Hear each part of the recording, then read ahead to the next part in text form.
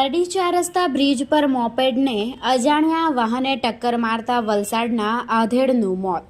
પારડી પોલીસે અકસ્માત સર્જી ભાગી છૂટેલા અજાણ્યા વાહન ચાલક વિરુદ્ધ ગુનો નોંધી કાર્યવાહી હાથ ધરી। પારડી ચાર રસ્તા બ્રિજ પરથી પસાર થતી એક્ટિવા મોપેડને અજાણ્યા વાહન ચાલકે ટક્કર મારી ફરાર થઈ ગયો હતો, જેમાં ગંભીર રીતે ઘાયલ થયેલા મોપેડ ચાલકને પારડી બાદ વલસાડ લોટસ હોસ્પિટલમાં ખસેડાયા હતા, જ્યાં સારવાર દરમિયાન મોપેડ ચાલકનું મોત થયું હતું।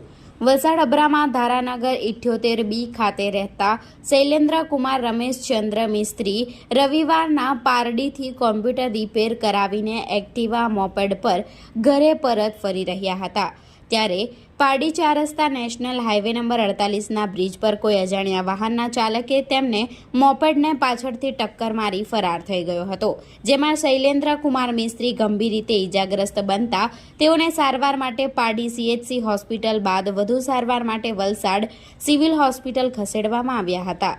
શૈલેન્દ્ર કુમારને જમણા હાથમાં ફ્રેક્ચર અને માથાના ભાગે ગંભીર ઈજા થઈ હતી, જેથી વધુ સારવાર માટે તેમને વલસાડની લોટસ હોસ્પિટલમાં ખસેડવામાં આવ્યા હતા, જ્યાં સારવાર દરમિયાન તેમનું મોત નીપજ્યું હતું। આ અકસ્માત બાબતે શૈલેન્દ્ર કુમારના પુત્ર વિહારે પારડી પોલીસ મથકે આવી અકસ્માત સર્જી ભાગી છૂટેલા અજાણ્યા વાહન ચાલક વિરુદ્ધ ગુનો નોંધાવ્યો હતો, જેના આધારે પારડી પોલીસે વધુ કાર્યવાહી હાથ ધરી છે।